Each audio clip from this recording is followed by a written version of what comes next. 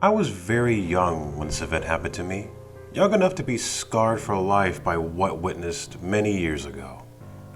I was probably around 3 or 4 years old, I think. Old enough to speak and walk to my knowledge.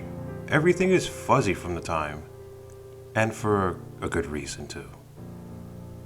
Currently, I live with my aunt and uncle. I have lived with them since they took me in because my mother wasn't really ready to raise a child just yet. I love my mother, but she is still a teenager at heart, still love to party, drink, doing drugs. Just like any person like this, whenever she drank or did drugs, she lost all sense of judgment and made a lot of bad decisions. One of those decisions, one of that is this day. She is still unaware about it. Screwed me up for life. But then, we didn't really have a place to live on our own. We would spend our days staying at various friends, going from town to town in search of a permanent shelter. I would meet various people and children, but I never had the time to make a decent friend since I never stayed long. Just a night or two, if I remember correctly. This also kind of made this event even more unique at that time. I actually did make a friend who actually helped me deal with what happened. Her name was Emma. She was a little girl who was about my age. She was a very kind girl. You could probably say that she was my first official friend. This event that I keep mentioning is the reason why I'm terrified of the dark. To tell you the truth, it really screwed me up since. Even though I am aware that there is nothing in the dark, there is a subconscious fear I feel every time the light goes off. Another weird anomaly of that event is how well I can remember it. My memory isn't really that good. It was a dark, empty night in a small town my mom's friends lived in. Outside, you couldn't see anything except for the street lamps were illuminating. My mom's friends live in a small house in the middle of what I could call nowhere. My mom, her friends, and Emma and I were all hanging out in the living room. I was in the corner playing with those educational computer games on the small computer that my mom's friends owned. Next to me was a big wooden TV cabinet that held a pretty big TV for the 1990s. In the middle of the cabinet, there was a TV. And on both sides of the TV, there was the biggest collection of VHS movies that I had ever laid my eyes on at that time. But not being interested in films at the time, I didn't really care for it. In front of the TV was an old, big rug was Emma. She was laying on her stomach watching TV while my mom and friends were laughing drunkenly on the old brown sofa behind her. They continued their merry little party for a couple of hours until my mom eventually became exhausted and decided to go to bed. Before she left though, I remember seeing her turn around the hallway to her friends and telling them to put me to bed in 30 minutes. Then she went off to bed. That is when I got bored with the game and turned off to the TV to go watch whatever it is that Emma was watching. But right as I sat down, I heard one of my mom's friends to tell her to go to bed, and of course she obeyed, leaving me alone. Once she left, my mom's friends then picked me up and placed me on the sofa. They looked at each other and then laughed. I think I have a show that you could watch before bed, one friend said as he grabbed the VHS from his collection. The VHS box was pure white, but a little beat up. He then took the tape off the box and put it in the VHS player that was in its own cabinet under the TV. He then whispered to the other friend as he pressed play. His friend laughed at whatever he said. "Now don't you move," the man said as he and his friend laughed and left the room, leaving me all by myself. The TV suddenly flared to a bunch of static for a few minutes. Then some fake carnival-like music could be heard. The opening credits in the show flashed on screen within the many colors and balloons like text.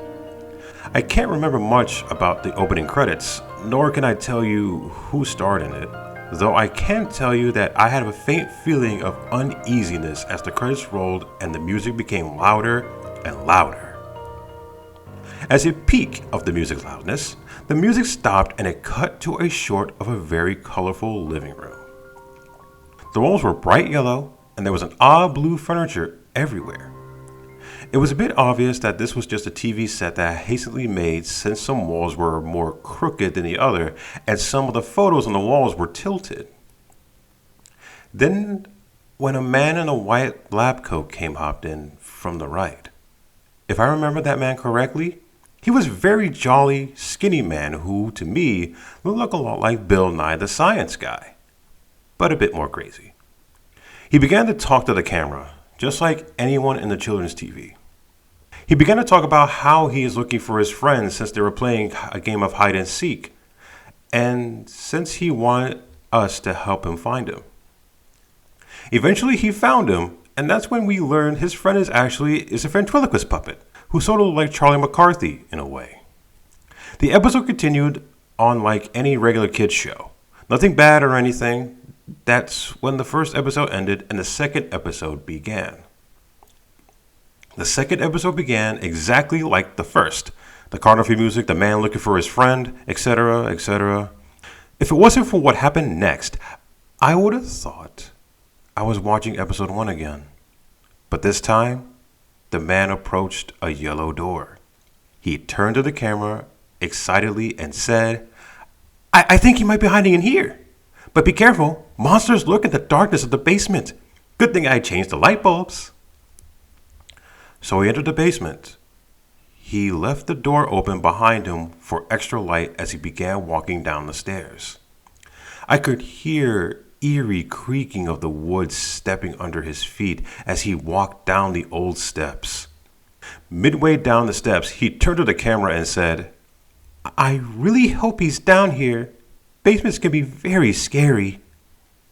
Then, as he turned back around, the light bulb above him, which was the only illumination of the basement, shattered and the room was swallowed by darkness. The man began to be very nervous, as shown by his breathing becoming faster and faster. He then called out to his friend, voice shaking. We then looked over the doorway as his friend stuck his head out and said, How's it going? The man was glad to see his friend. Glad would be a bit of an understatement, though. He begged for his friend to toss him down a new light bulb as the sound of a low, intimidating grumble began to be heard coming from the darkness. His friend let out a maniacal chuckle, and in a playful tone, he said, Okay. And he literally tossed the light bulb at the man. The man couldn't catch the light bulb as he couldn't see where it was heading. But you can hear the light bulb crashing into the ground of the basement. Right as the light bulb hit the ground, everything went silent, like all hope was immediately lost. The man's friend then silently closed the door as the man cried for help. The door then clicked shut, and again, everything went silent. What happened next will be stuck in my head until the day I die.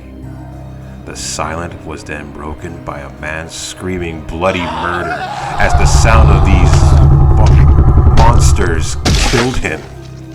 The show then cut to static for the rest of the video, then to black as I sat there in silence, forever scarred from what I saw that day. To this day, I can remember almost everything that I saw. And I wonder what it was I saw. I don't remember the name of the show. I don't remember any of the characters' names either. If anyone who knows anything about this show or anything related to it, I would love to hear it. I've been looking for this show for years and I cannot find it.